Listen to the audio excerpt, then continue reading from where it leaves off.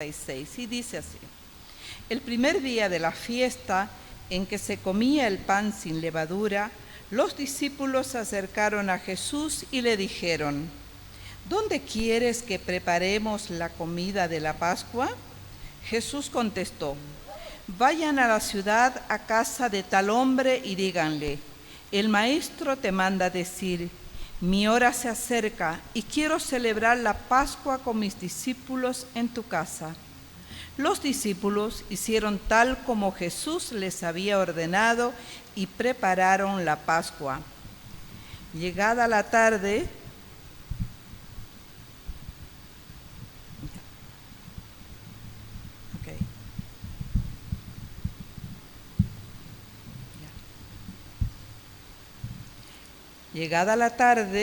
Jesús se sentó a la mesa con los 12 y mientras comían les dijo: en verdad les digo, uno de ustedes me va a traicionar.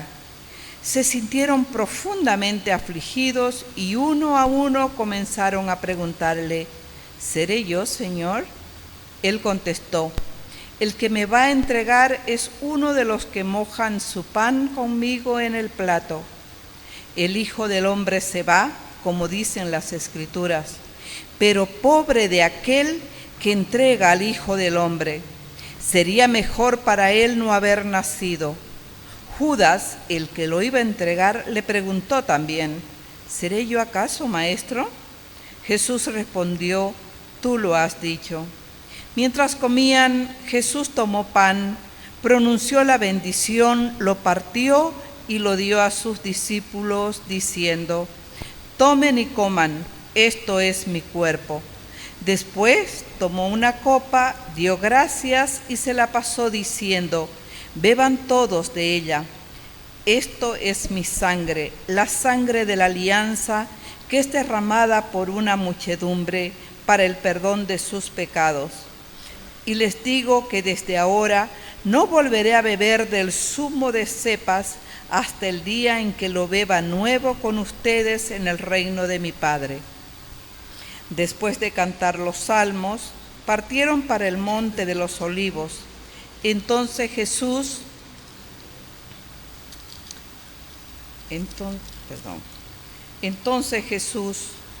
todos ustedes caerán esta noche. Ya no sabrán qué pensar de mí, pues dice la Escritura: heriré al pastor y se dispersarán las ovejas. Pero después de mi resurrección, iré delante de ustedes a Galilea. Pedro empezó a decirle: aunque todos tropiecen, yo nunca dudaré de ti. Jesús le replicó: yo te aseguro que esta misma noche, antes de que cante el gallo, me habrás negado 3 veces. Pedro insistió: aunque tenga que morir contigo, jamás te negaré. Y los demás discípulos le aseguraban lo mismo. Llegó Jesús con ellos a un lugar llamado Getsemaní y dijo a sus discípulos: siéntense aquí mientras yo voy más allá a orar.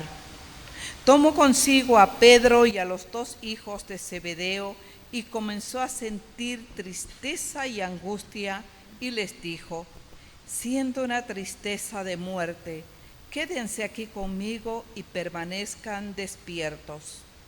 Fue un poco más adelante y postrándose hasta tocar la tierra con su cara, oró así: Padre, si es posible, que esta copa se aleje de mí, pero no se haga lo que yo quiero, sino lo que quieres tú. Volvió donde sus discípulos, los halló dormidos y dijo a Pedro: ¿de modo que no pudieron permanecer despiertos ni una hora conmigo? Estén despiertos y recen para que no caigan en la tentación. El espíritu es animoso, pero la carne es débil. De nuevo se apartó por segunda vez a orar: Padre, si esta copa no puede ser apartada de mí sin que yo la beba, que se haga tu voluntad. Volvió otra vez donde los discípulos y los encontró dormidos, pues se les cerraban los ojos de sueño. Los dejó pues y fue de nuevo a orar por tercera vez, repitiendo las mismas palabras. Entonces volvió donde los discípulos y les dijo: ahora pueden dormir y descansar. Ha llegado la hora y el Hijo del Hombre es entregado en manos de pecadores. Levántense, vamos, el traidor está a punto de llegar. Es palabra del Señor. ¿Pueden tomar asiento, por favor, un minutito? Bien, hermanos, vamos a agradecerle al Señor. Hemos escuchado esta palabra de esta primera parte de esto que es la historia de nuestra salvación, de lo que este Señor hizo por nosotros. Me encantó, lo pasaron en las páginas de la mansión, un testimonio del padre Daniel, que él decía de que porque era un testimonio de un domingo de Ramos, y él dijo por qué fue un domingo de Ramos y qué era lo que significaba, cómo habían orado con el Padre Cris, lo que Jesús en su pasión también nos está enseñando. Esta lectura que ahora he leído y que he compartido con ustedes es la institución de la Eucaristía, es el sacerdocio, es lo que Él padeció en ese momento tan duro y tan crucial en la vida de nuestra salvación. Dice que Jesús, su primer momento terrible y difícil fue en Getsemaní, donde Él tenía la opción y donde muchas veces nosotros nos encontramos y tenemos que decir: Padre, que se haga tu voluntad y no la mía. Esto es duro y difícil. En ese momento, en ese sí del Señor, comenzó nuestra salvación. Cuando Él dijo: ahora que se haga tu voluntad y no la mía. Hermano, le vamos a dar gracias al Señor. Y les decía del Padre Daniel, porque dice que el Señor, ¿qué hizo por nosotros? Hermano, esta es una semana preciosa, como pedíamos también en el Espíritu Santo. Jesús perdona nuestros pecados. Jesús nos hace libres, por eso hacemos la liberación. Y Jesús nos sana. Nuestra salvación es completa. Él vino para salvarnos. Cantamos a veces, Él vino para salvarnos. Él vino para dar su vida por nosotros. Y hermano, Él lo hizo todo. Ahora depende de nuestro sí, como Él lo dijo en Getsemaní. No se haga como yo quiera, sino que se haga como tú quieras, Señor, en mi vida. Sé que pueden ser momentos difíciles, pero este es el regalo de nuestra salvación. El Señor ya lo hizo todo. La respuesta está en nuestras manos. Vamos a darle gracias al Señor por esta palabra, por esto que Él ha hecho por nosotros. Le vamos a agradecer con todo el corazón, creyendo en esta salvación que ya Él compró con su sangre por cada uno de nosotros. Hacemos una canción y vamos a darle gracias. Piensa en su corazón. Así comenzó la historia de nuestra salvación.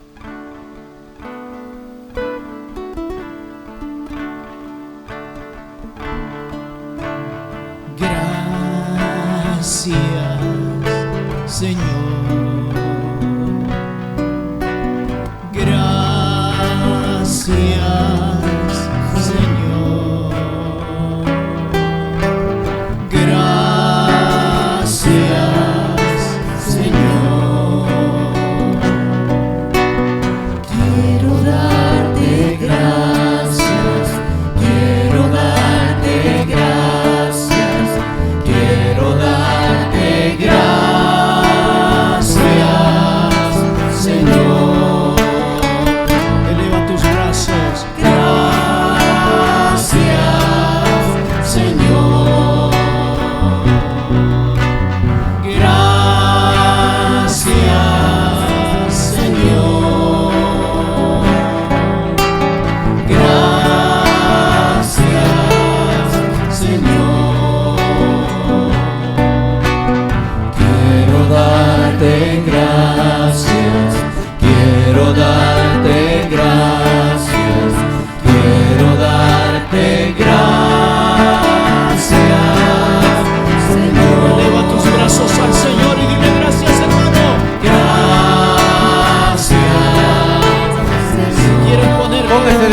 Póngase de pie. Gracias, Señor. Gracias, Señor. Quiero darte gracias. Quiero darte gracias. Quiero darte gracias, Señor.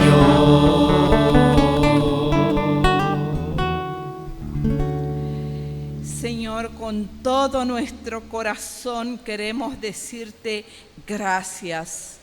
Gracias, Señor, porque lo hiciste.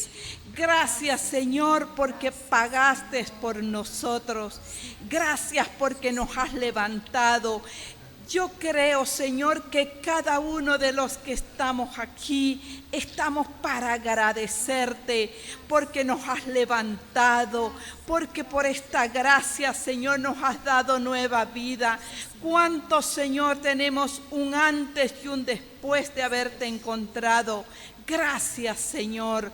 Gracias te damos por este tiempo precioso que nos regalas para recordar, para agradecerte, para volver a ti, Señor.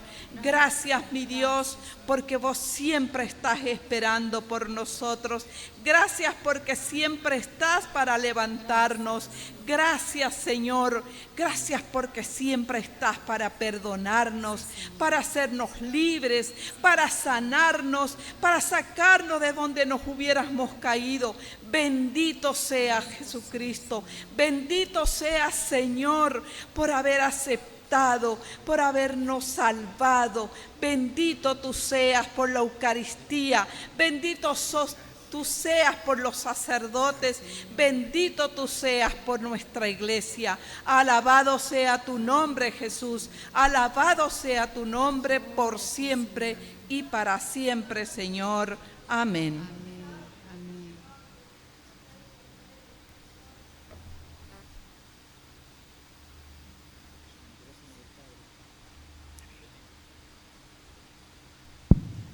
Bendito sea el Señor, hermanas y hermanos. Demos un fuerte aplauso al Señor, porque su gracia, su amor nos transforma, nos vivifica, nos guía, nos acompaña en cada momento de nuestra vida.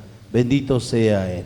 Vamos a seguir avanzando con esta meditación de esta pasión de nuestro Señor Jesucristo.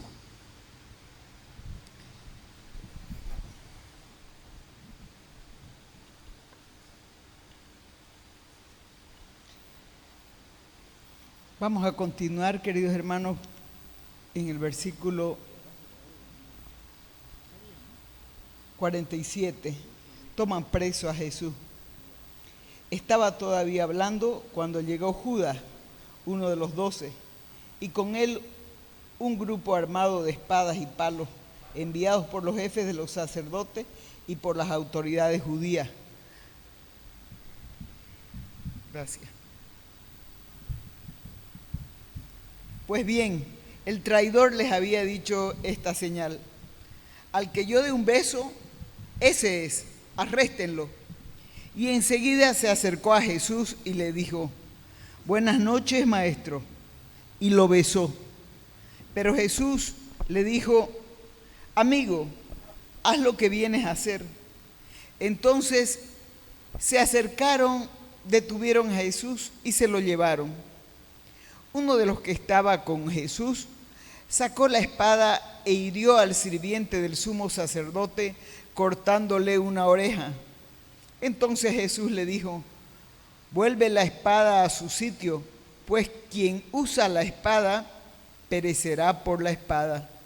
¿No crees que puedo llamar a mi Padre y Él en un momento me mandaría más de 12 ejércitos de ángeles?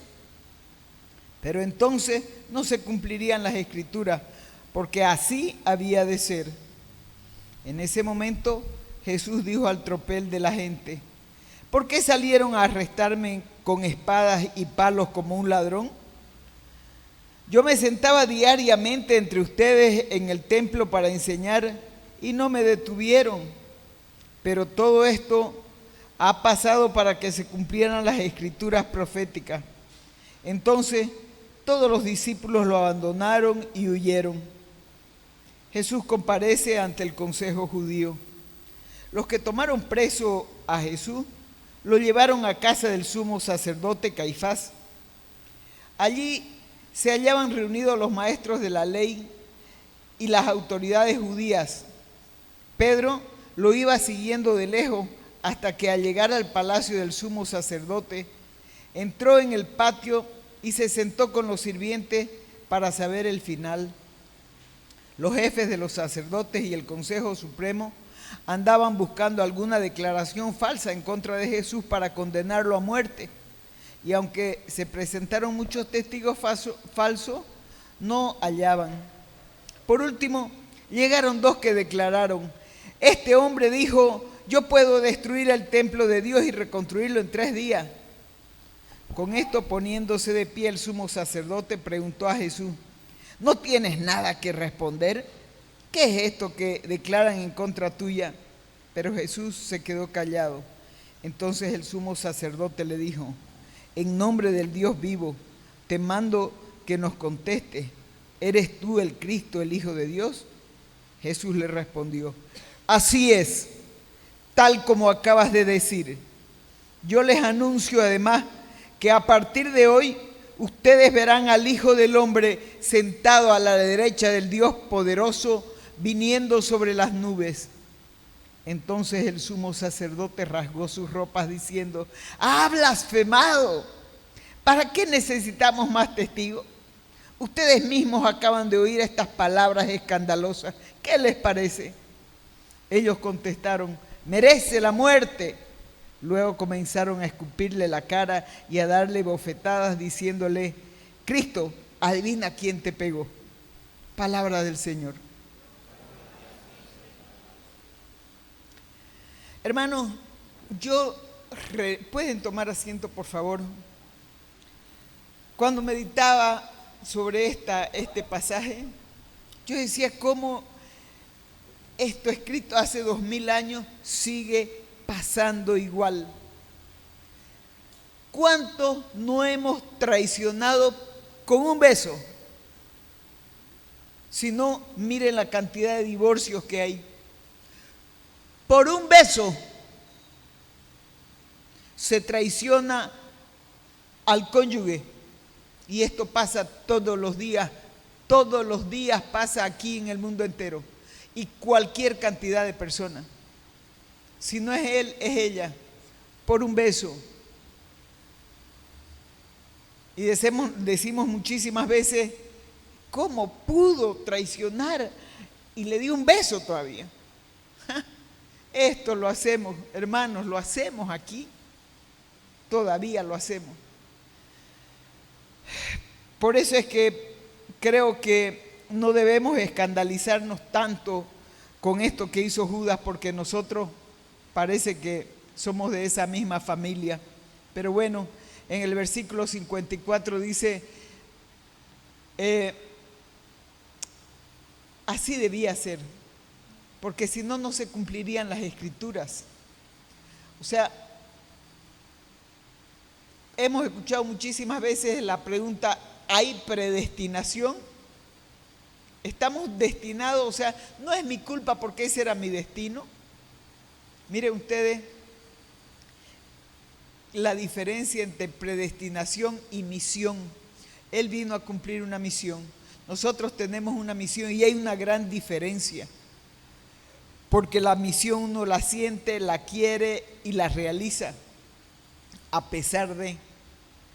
Y eso fue lo que hizo el Señor. Él sabía a qué venía, y eso lo vamos a ver más adelante, que ya lo leímos. Dice: todos lo abandonaron y huyeron. Hermano, eso también se repite ahora.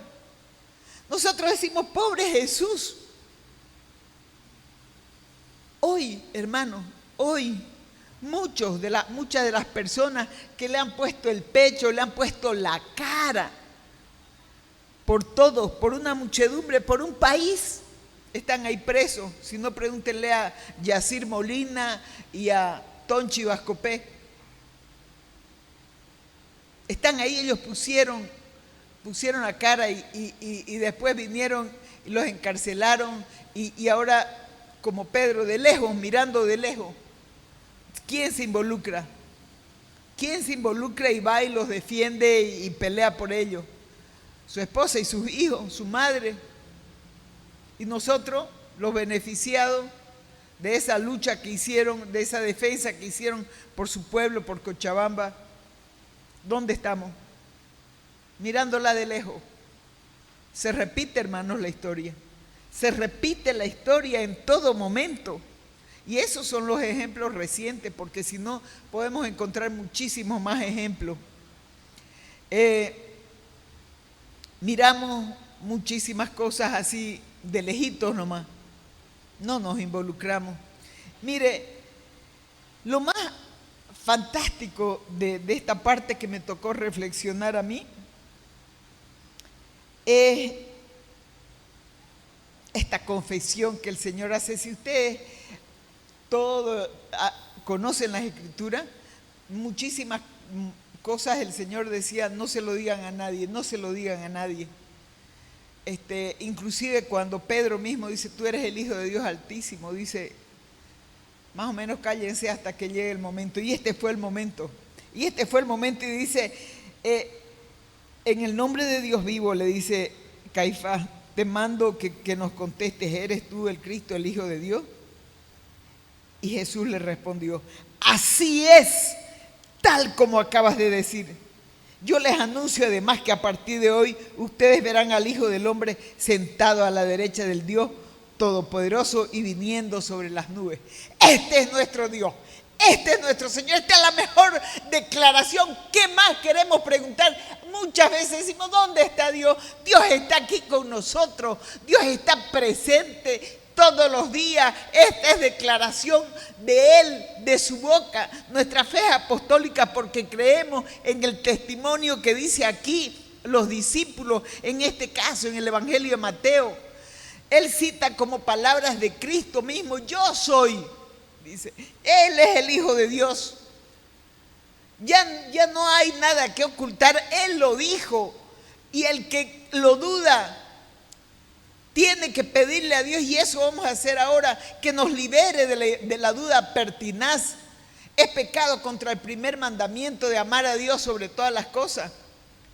Esto de que siempre queremos poner en duda si Dios vive o no vive.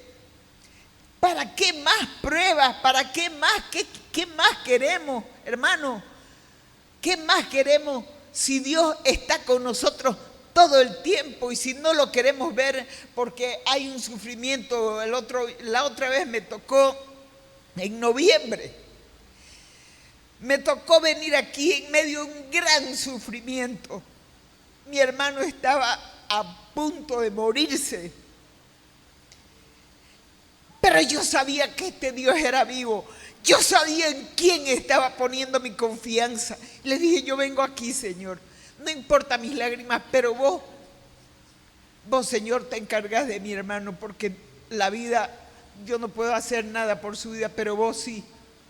Y me vine aquí en medio de lágrimas. Hoy, cosas de la vida, me tocó de nuevo. No está en peligro de muerte mi hermana, pero está internada en la clínica. Cada rato me llaman para una cosa y la otra, y le digo, ya, primero esto y después me voy para allá. Ya está, la acaban de operar también. No es nada riesgoso, para gloria de Dios, así lo espero. Pero ¿saben qué? Yo sé que esta declaración de Dios de que está vivo es cierta. Y yo sé que este Dios que nos ama, no podemos dudar en ningún momento. No podemos dudar de su amor, de esa entrega que Él hace. Y Él dice, sí, soy yo. Por eso yo le pido, cierre los ojos un minuto y le vamos a pedir perdón al Señor por las veces que hemos dudado de su amor y de su misericordia. Le vamos a pedir perdón al Señor. Te pedimos, Señor, de corazón, que nos perdone, porque muchísimas veces, sobre todo en esos momentos de dolor y de tristeza, cuando no nos está yendo bien, ponemos en duda, Señor, ponemos en duda tu existencia. Perdón y misericordia, Señor, porque muchísimas veces, igual que lo que criticamos a Pedro, igual, Señor, hemos traicionado con un beso. Hemos hecho las mismas cosas que hicieron los que te traicionaron, los que te vendieron, Señor. Perdón. Perdón y misericordia. En esto también vamos a imitar a Pedro, Señor, en el arrepentimiento. En llorar, Señor, nuestro pecado. Porque te hemos fallado, Señor. Piedad y misericordia. Este es un tiempo de misericordia, Señor. Hasta que vos no vengas y establezcas tu justicia, tenemos tiempo para arrepentirnos, para clamar por tu misericordia, para hacer un cambio de vida. Este tiempo, Señor, esta gracia que nos da de arrepentirnos, mi Señor. Porque cuando traicionamos en el matrimonio, te traicionamos a vos, Señor. Piedad y misericordia, mi Señor. Y queremos pedirte también, y ahora le pido, póngase de pie porque vamos a pedir al Señor que nos libere de esa duda que tenemos a veces de su existencia y de su poder y de su amor. ¿Cuántas veces, Señor, hemos puesto a prueba tu amor? ¿Cuántas veces hemos dudado, Señor, de que lo hiciste por amor a nosotros? Señor, libera porque esto no es propio, Señor, de tu creación que te es fiel. Esto es semilla del diablo en nosotros. La duda es eso, Señor. Es la cizaña que el demonio pone en nuestros corazones. Señor, cuando nosotros nos alejamos, Señor, de tu iglesia, de todo lo que concierne a vos, Señor, cuando estamos reclamándote, Señor, porque queremos las cosas aquí y ahora, porque no creemos que tu reino, Señor, trasciende esta vida terrenal, cuando queremos vengarnos aquí y ver tu justicia aquí, Señor, sin pensar de que nunca vamos a quedar sin culpa nosotros, Señor. Libéranos de esta ceguera espiritual que no nos damos cuenta, Señor, de tu misericordia tan grande. Libéranos, Señor.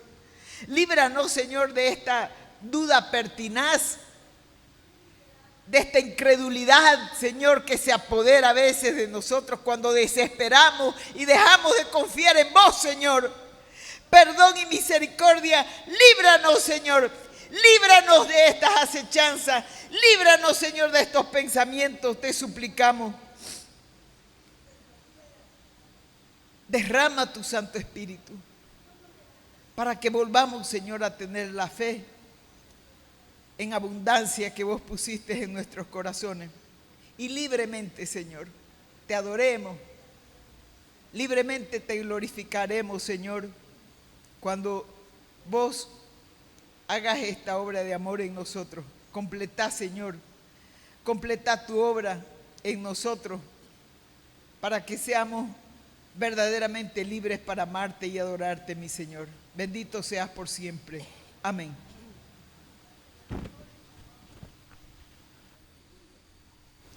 Gracias. Bien, la palabra del Señor está en el Evangelio de San Mateo, capítulo 27. Les leo. A la mañana siguiente, los sumos sacerdotes y los ancianos del pueblo tuvieron una deliberación para condenar a Jesús a muerte. Lo ataron, lo condujeron y lo entregaron a Pilato, el gobernador. Entonces Judas, el traidor, viendo que lo habían condenado, se arrepintió y devolvió las 30 monedas a los sumos sacerdotes y a los ancianos, diciendo: he pecado entregando a un inocente a la muerte. Y le contestaron: ¿y a nosotros eso qué? Eso es problema tuyo. Arrojando el dinero en el santuario, se fue y se ahorcó. Los sumos sacerdotes recogieron el dinero y dijeron: no es lícito echarlo en la alcancía porque tiene precio de sangre. Y después de deliberar, compraron el campo del alfarero para sepultura de extranjeros. Por eso aquel campo se llama hoy campo de sangre. Así se cumplió lo que profetizó Jeremías. Tomaron las 30 monedas, precio del que fue tasado, del que tasaron los israelitas, y con ellos pagaron el campo del alfarero según las instrucciones del Señor.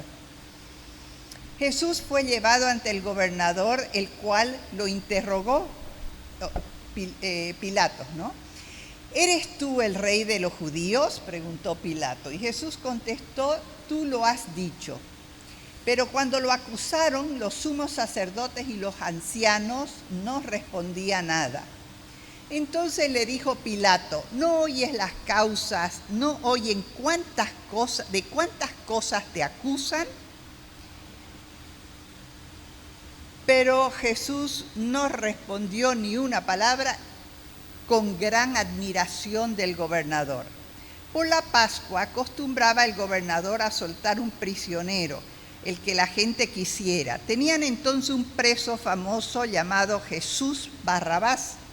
Cuando estaban reunidos les preguntó Pilato: ¿a quién quieren que les suelte? ¿A Jesús Barrabás o a Jesús llamado el Mesías? Ya que le constaba que lo habían entregado por envidia.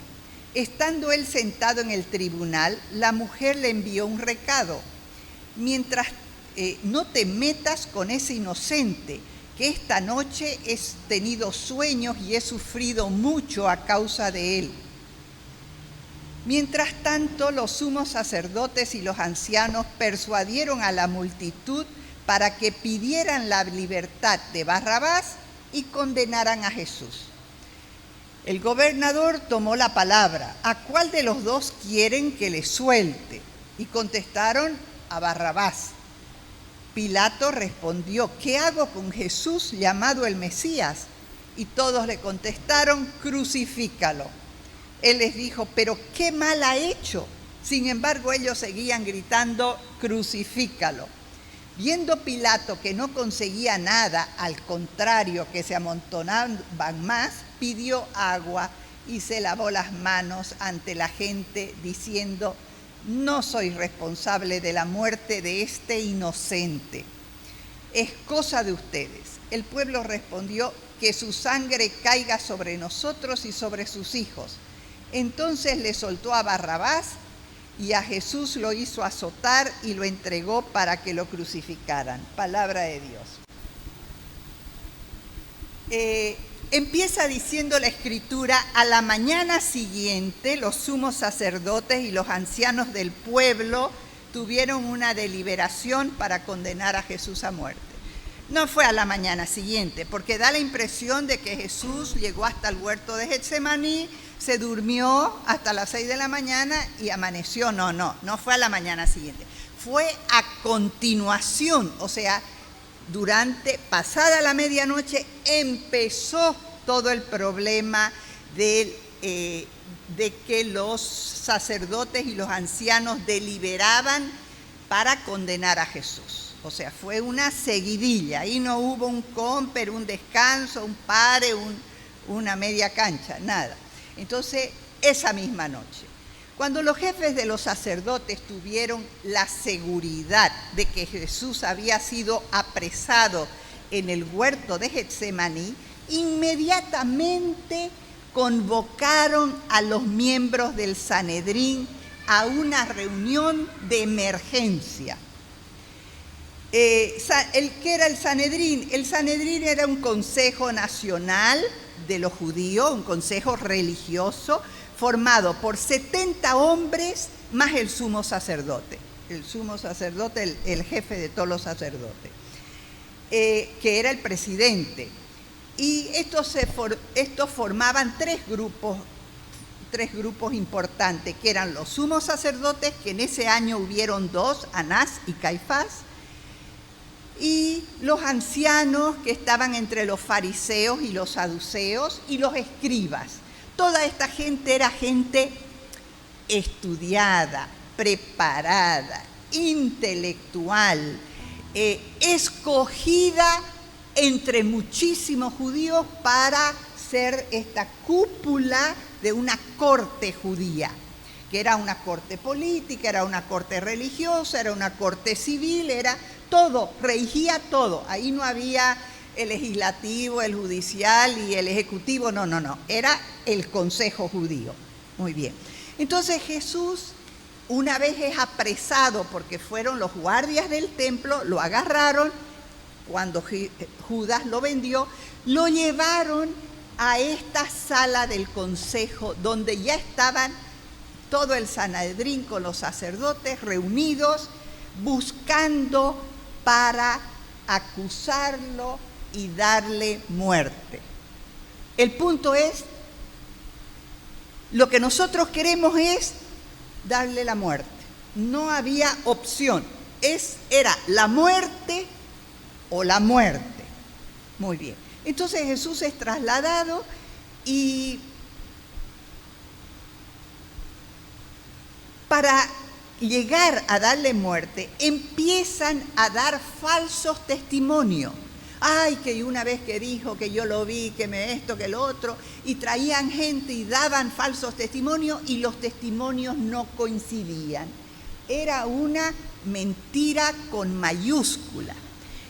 Además, que el Sanedrín no podía reunirse en horas de la noche, estaba prohibido según la legislación judía.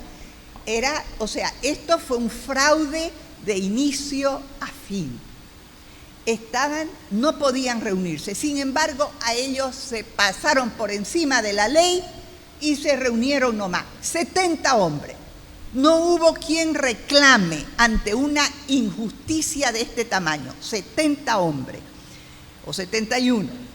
Entonces, finalmente, para resumir todo el debate, se centraron en 2 puntos. Lo acusaron a Jesús de dos cosas. Primero, después de toda esa, imagínense, desde medianoche, 1 de la mañana hasta el amanecer, estuvieron el sumo sacerdote terminó diciendo, le hemos oído decir que derribaría este templo, el templo de Jerusalén, que tardó 46 años en ser construido. Entonces dijeron, le hemos oído decir a Jesús que derribaría este templo hecho por las manos de hombre y que reconstruiría otro templo hecho no por manos de hombre. Ese era un punto que era una blasfemia. Blasfemia quiere decir que cualquier cosa que sea ofensiva contra Dios, un insulto a Dios o a las cosas sagradas. Entonces eso era culpable por blasfemia. Segundo punto, el sumo sacerdote le preguntó a Jesús, ¿eres tú el rey, eres tú el Mesías, el Hijo de Dios vivo? Y Jesús contestó, yo soy. Entonces el sumo, profundamente escandalizado por lo que había dicho Jesús, escandalizado, se rasgó las vestiduras y puro teatro, ¿no? Farsa, una hipocresía, una comedia, puro teatro. Se rasgó las vestiduras y dijo, no necesitamos más testigos, ha blasfemado, merece la muerte, punto. En todo ese tiempo llegaron a esa sabia, entre comillas, conclusión, merece la muerte. Entonces sucede algo todavía más escandaloso, algo intolerable, algo que no cabe en la mente de un ser humano normal. Deciden trasladar el conflicto que ya estaba Jesús condenado por blasfemia, no suficiente con esto, deciden trasladar ese conflicto a manos del gobierno de Roma, del imperio de Roma. iban a buscar a Pilato, que era el procurador romano, el responsable de Roma en la región de Israel, porque en realidad la mayor responsabilidad estaba en un país más arribita, en Siria. Este era responsable, pero había un procurador romano en Israel.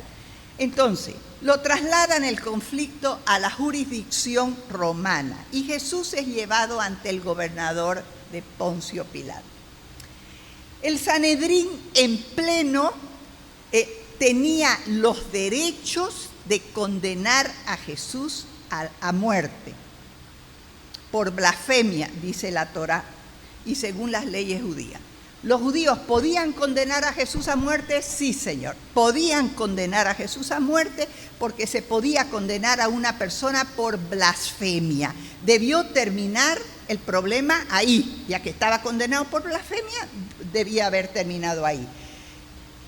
¿Cómo?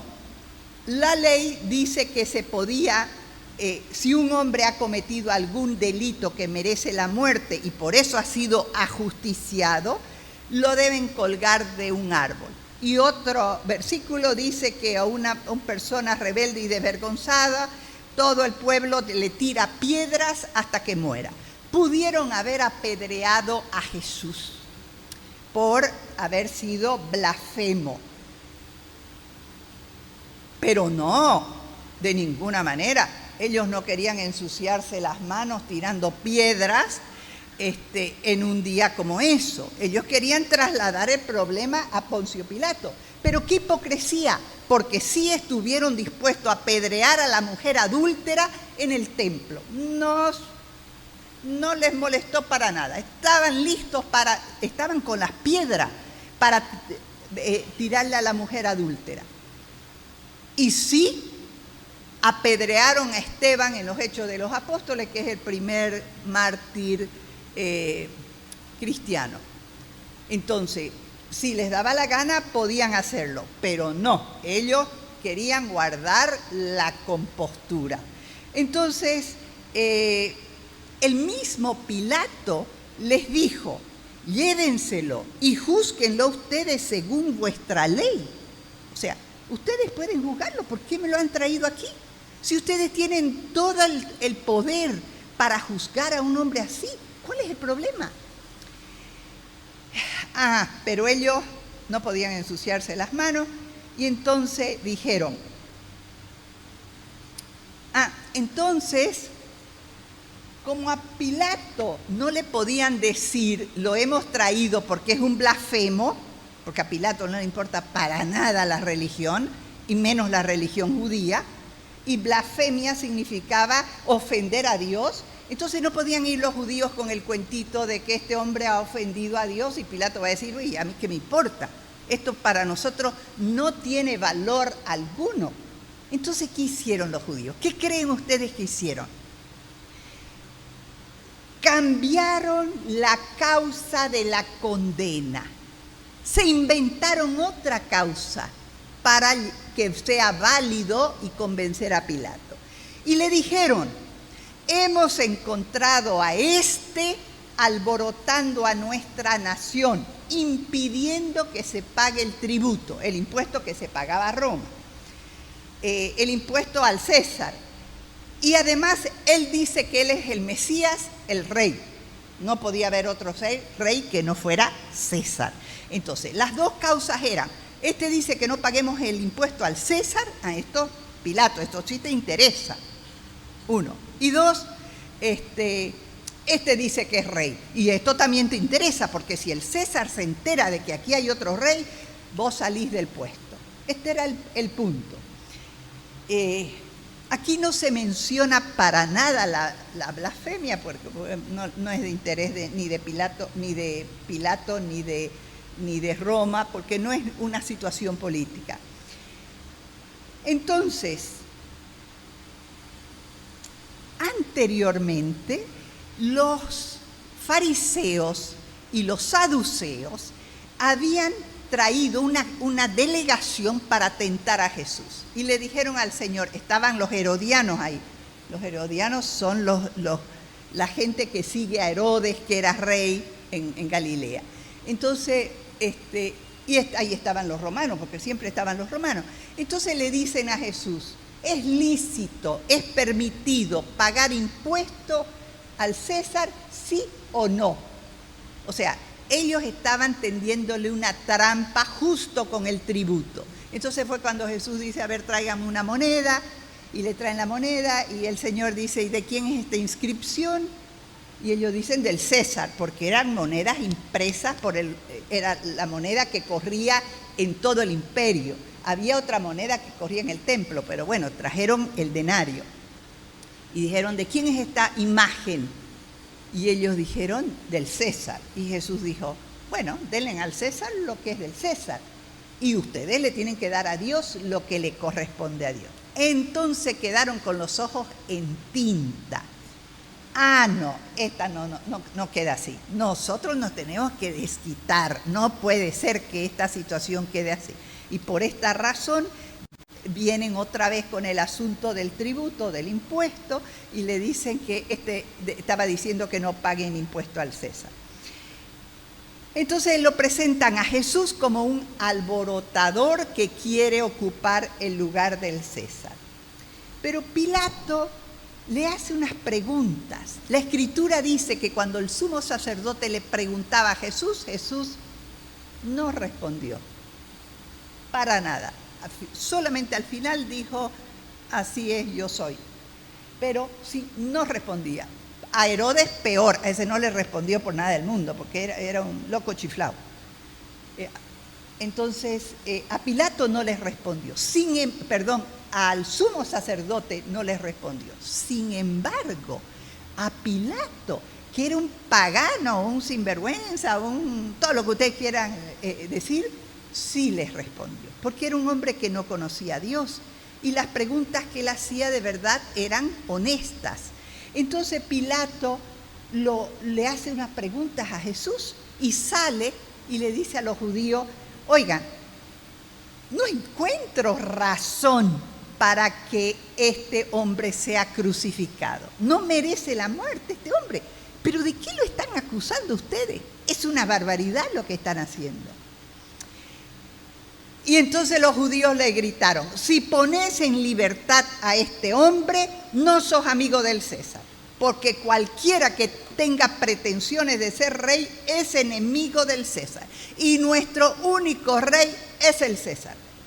Se pasaron de sinvergüenza. Pilato se dio cuenta de que los judíos habían entregado a Jesús por envidia. Envidia por muchas razones. Envidia porque él hablaba y lo seguían multitudes. Envidia porque él podía traducir en obras lo que decía con la palabra. Envidia porque era querido. Envidia porque era sabio. Envidia porque era un muchacho joven de 30 años, 33 años, con una sabiduría superior que debatía cualquier cosa. Envidia pues por muchas razones, porque ellos decían, pero ¿cómo puede este campesino ignorante hablar de este modo? Y ellos no podían alcanzarlo en su estatura. Y entonces Pilato lo manda a Herodes a Galilea porque no quiere hacerse responsable. Entonces Pilato pidió agua para lavarse las manos y dijo, yo no soy responsable de la muerte de este inocente. Eso es cosa de ustedes. Pilato dijo, no soy responsable de la muerte de este inocente. Esto es cosa tuya. Entonces, resumiendo, porque es más largo, pero vamos a ir hasta este punto, resumiendo, cuando en nuestras vidas, o en la vida de mi esposo, o en la vida de mi familia, o de mis hijos, que ya ocupan cargos de responsabilidad, vemos que las cosas se hacen entre gallos y medianoche, nosotros sabemos que por ahí hay una mano dañina. O en nuestra propia vida, cuando las cosas se hacen a oscuridad, a escondidas, cuando los otros duermen, cuando usamos medios fraudulentos, algo dudoso, hacemos las cosas de manera solapada, camuflada, a espaldas del otro, con falsedad o con traición. Por ejemplo, como decía Sandra, el adulterio o el robo. Esto es terrible a los ojos de Dios. Terrible a los ojos de Dios. Pero más terrible todavía es que conociendo nosotros esta verdad, no la transmitamos a nuestros esposos y a nuestros hijos. Eso sí que es más terrible. Terrible porque los responsables somos nosotros. Eso sí que es peor que todo.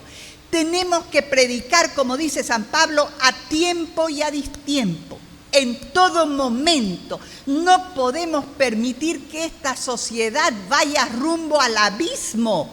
No podemos, es escandalosa las cosas que suceden ahora y nosotros estamos bien, gracias, que no sé predicar, hermana, que yo no sé esto. ¿Será que usted puede orar por mí? No, pues, oiga, ya es tiempo de que despertemos. No necesitamos más que la conversión es suficiente para que nosotros tomemos las riendas de la responsabilidad de nuestra casa y hagamos las cosas bien. No podemos permitir la distorsión de la verdad en nuestra propia vida, la mentira. Satanás es el padre de la mentira, de una mentira roja, azul, blanca o negra.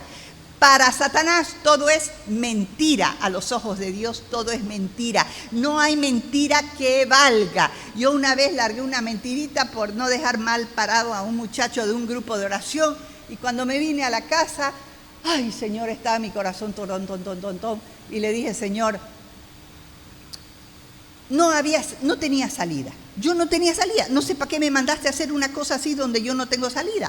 Pero si vos me decís que he mentido, lo voy a tener claro, pero decímelo vos. Porque todavía yo dudaba si era, ahora digo yo, pero qué barbaridad la mía. Pero bueno, en ese momento estaba en duda, si estaba mal o no estaba mal. Yo llegué a mi casa y al día siguiente a las 8 de la noche, ring, me tocaron el timbre. Y le digo a Federico, yo voy a abrir. Y fui a abrir la puerta y era una parejita de la mansión, unos hermanos de la mansión. Y dice, hola Gugi, hola. ¡Qué alegría! Pasen. Los hice pasar allí, les invito a algo. ¿Qué les invito? No, Gugi, venimos un minuto y nos vamos. Ya, le digo. Entonces me senté y me dice, venimos para decirte que el Señor dice que vos has mentido. Mire, hermana, se me subió la sangre al rostro, quedé roja como un tomate, empecé a transpirar de vergüenza, de nervio, de angustia, mi corazón se latía a 100 por hora y no tuve más que agacharme la cabeza. Yo sé que ellos se sintieron mal también, porque no es un papel fácil. Y yo dije, está bien. Bueno, Guy, era solo eso, nos vemos, chau. Listo, se acabó la historia. Mentira es mentira. Mentira. Y no puede ser nuestra vida fundamentada sobre la mentira. Entonces, la mentira, la desinformación, lo torcido, hermano, el chisme. Nunca he contado esto, pero lo voy a contar. Una hermana se acercó y me dice, hermana Gugi, fulano de tal está hablando mal de usted. Ay, le dije. Pero no pasó mucho tiempo, se acercó otra persona y dice, hermana Gugi, fulano de tal está hablando mal de usted en los grupos. ¿Y qué dice? No. Ya, se acercó, y al rato se acercó, a los 2 días o 3 días, una semana, no sé cuánto, se acercó otra persona y dice, Gugi, ¿sabes qué me parece que deberías hablar? Porque fulano de tal está hablando mal. Bien, era una reunión, no sé si era Pentecostés o era alguna vigilia en la noche. Y yo estaba sentada por allá y terminó la vigilia y me quedé arreglando no sé qué cosas en la cartera y cuando me paro venía este hermano. Ya casi todos habían salido. Venía este hermano. Entonces yo lo intercepté y le digo, fulanito, yo quiero hacerte una pregunta. yo te he ofendido en algún momento, porque yo me ponía a pensar, ¿y qué puede decir? ¿Será que dije algo malo? ¿Será que hablé mal de él? ¿Qué hice? Se me chipaba los cables y no sabía cuál era la razón. Y entonces le dije, hermano, ¿yo te he ofendido en algún momento? Y él me dijo, no. ¿He hablado mal de vos? ¿Te ha contado alguien que yo he hablado mal de vos? No, me dijo. Pero ¿qué he hecho de malo? Nada, hermana, me dijo. Nada, yo contra usted no tengo nada. Ya pues me salí de las casillas y le dije, entonces, ¿por qué hablas mal de mí? Explícame por qué hablas mal de mí. Y entonces me dijo, no, yo no hablo mal de usted, no. Ya dije yo, aquí no camina. Yo me salí y él se salió. Al otro día recibí una carta, así, el tamaño de papel, no sé si de carta o de oficio, pero era un papel así, con un sobre dirigido, hermana Gugi Roda, bla, bla, bla, con copia al padre, a mi padrecito preferido, con copia al padre Rogelio.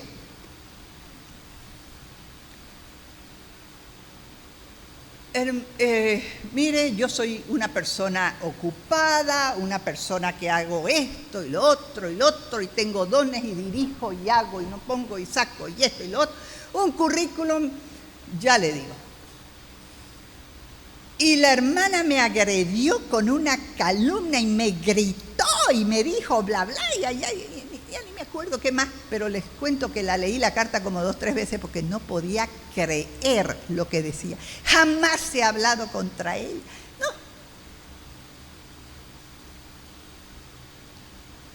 Yo miro a esta persona, la tenía acá por sus dones, por su carisma, por su qué sé yo, qué sé cuánto.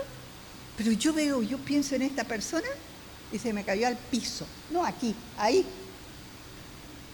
más abajo. No podía creer. Uno, que fuera un hombre, no podía creer. Yo no sé por qué a los hombres los tenemos en mayor estima, porque son menos habladores que las mujeres, ¿no? Menos habladores que las mujeres. Pero se me cayó al piso. Yo lo miro a él habla, no sé, puede decir lo que diga, no me interesa, ¡plec! Me desconecto porque para mí no me dice nada. Si no hay coherencia en nuestra vida, no es nada. Y voy a terminar con otro testimonio fuertísimo también, que tampoco nunca lo he dicho, pero lo voy a contar. Viene una señora y me dice, Gugi, yo conocía su historia, un divorcio, era demasiado. Entonces la señora quería divorciarse y tenía toda la razón porque habían abusos de todo tipo. Y entonces yo no puedo aconsejar que se divorcie porque Dios puede hacer un milagro, pero me dice, yo necesito, Gugi, un abogado ya. Yo le dije, mira, te recomiendo un abogado 100%, es un hombre convertido, es un santo. Ya me dijo. Pasó el tiempo, yo hablé con la hermana, ¿cómo te fue? Me dijo, ay, Gugi, me dice, yo no sé, pero yo voy y me pide plata. Y voy, me pide plata. Y voy, me pide plata para esto, plata para acá, plata para allá, plata. Y ya le estoy dando, y mencionó una suma, yo no sabía dónde meterme. Y todavía no tiene los escritos porque necesita plata. Y le dije, pero eso es demasiado. Sí, me dice, Gugi, ¿qué hago? No sé, pero si yo fuera vos, yo lo dejo el caso aquí. Decile que te entregue los papeles y que vos lo vas a terminar el caso. Sí, porque yo no veo, me dice, que él tenga interés. No tiene nada. La misma secretaria me dice, ay, el doctor está con tanto trabajo que no tiene tiempo para ver su caso. Entonces fue y pidió sus papeles. Y el abogadito carismático convertido, un santo, le dijo, aquí están los papeles, pero usted me debe mi servicio. No te puedo creer. Eso me cobró no sé cuánto más. Hermano, ¿sabe qué? Uno puede esperar eso de cualquier persona, pero una persona que no conozca a Cristo. La conversión es interior, es del corazón, no es de la apariencia. Nuestra conversión tiene que ser auténtica, tenemos que revisar nuestra vida todos los días. Tenemos que saber de qué manera ofendemos a Dios. Tiene que haber cambio en nosotros, porque conversión significa cambio. Si somos las mismas personas como llegamos, hemos perdido el tiempo. Hemos ocupado un asiento en vano. Hermano, Cristo fue condenado por gente religiosa. Cristo fue condenado por los altos sumos sacerdotes, por los santos de la nación, por los que vestían ropa elegante con flecos largos. Cristo fue condenado por el engaño, por la mentira, por la extorsión, por lo más bajo que puede existir en la institución humana. Nosotros tenemos que hablarle a nuestros esposos, a nuestros hijos. Tenemos que tener conciencia de lo que está bien y lo que está mal. El Señor dice, aprendan a hacer el bien, dejen de hacer el mal, pero aprendan a hacer el bien. Esto nos corresponde a cada uno. Somos responsables de la conversión de las personas alrededor. No es que yo nomás salgo a flote. No, Señor. Todos somos responsables, todos. La iglesia es una comunidad de hermanos. Hermanos. Entonces, si mi hermano peca, me ofende. Me ofende. Porque es mi hermano católico. No es una persona de otro grupo de oración. Es mi hermano católico. Entonces, nuestra conversión... Ay, Señor, es que nuestra conversión tiene que ser obra tuya. Nuestra conversión tiene que ser porque vos toqués nuestros corazones, porque iluminés nuestro entendimiento, porque pongas el peso de la responsabilidad. Nuestra conversión tiene que ser auténtica. Hacela vos, Señor, porque se ve que nos es difícil a todos. Señor, te pido por nuestra conversión, te pido por la conversión de nuestros sacerdotes, te pido por la conversión de nuestra comunidad de la mansión, te pido por la conversión de mi familia, de mis amigos, de mis parientes, en mi trabajo, te pido por la conversión de Santa Cruz, te pido por la conversión de Bolivia y el mundo, te pido por la conversión. No puede haber una oración más importante que esa, mi conversión, Señor, la conversión de mis hermanos. Danos, Señor, una auténtica conversión. Amén. Con espinos y en la mano derecha le pusieron una caña. Doblaban la rodilla ante Jesús y se burlaban de él, diciendo, viva el Rey de los judíos. Le escupían en la cara y con la caña le golpeaban en la cabeza. Cuando terminaron de burlarse de él, le quitaron la capa del soldado y lo pusieron de nuevo en sus ropas y lo llevaron a crucificar. Por el camino se encontraron con un hombre de Cirene llamado Simón y lo obligaron a que cargara con la cruz de Jesús. Cuando llegaron al lugar que se llama Gólgota, o sea, la calavera, le dieron a beber vino mezclado con hiel. Jesús lo probó, pero no lo quiso beber. Allí lo crucificaron y después se repartieron entre ellos la ropa de Jesús, echándola a suerte. Luego se sentaron a vigilarlo. Encima de su cabeza habían puesto un letrero con el motivo de su condena, en el que se leía, este es Jesús, el Rey de los judíos. También crucificaron con él 2 ladrones, uno a su derecha y otro a su izquierda. Los que pasaban por allí lo insultaban, movían la cabeza y decían, vaya, tú que destruyes el templo y lo levantas de nuevo en 3 días, si eres el Hijo de Dios, líbrate del suplicio y baja de la cruz. Los jefes de los sacerdotes, los jefes de los judíos y los maestros de la ley también se burlaban de él. Decían, ha salvado a otro y es capaz de salvarse, y no es capaz de salvarse a sí mismo. Que baje de la cruz el Rey de Israel, y creeremos en Él. Ha puesto su confianza en Dios. Si Dios lo ama, que lo salve, pues Él mismo dijo: soy hijo de Dios. Hasta los ladrones que habían sido crucificados con Él lo insultaban. Desde el mediodía hasta las 3 de la tarde, todo el país se cubrió de tinieblas. A eso de las 3, Jesús gritó con fuerza: Elí, Elí, lama sabactani, que quiere decir: Dios mío, ¿por qué me has abandonado? Al oír, algunos de los presentes decían: está llamando a Elías. Uno de ellos corrió, tomó una esponja, lo empapó en vinagre y lo puso en la punta de una caña para darle de beber. Los otros decían: déjalo, veamos si viene Elías a salvarlo. Pero nuevamente Jesús dio un fuerte grito y entregó su espíritu. En ese mismo instante, la cortina del santuario se rasgó de arriba abajo en 2 partes. La tierra tembló, las rocas se partieron, los sepulcros se abrieron y resucitaron varias personas santas que habían llegado ya al descanso. Estas salieron de la sepultura después de la resurrección de Jesús. Fueron a la ciudad santa y se aparecieron a mucha gente.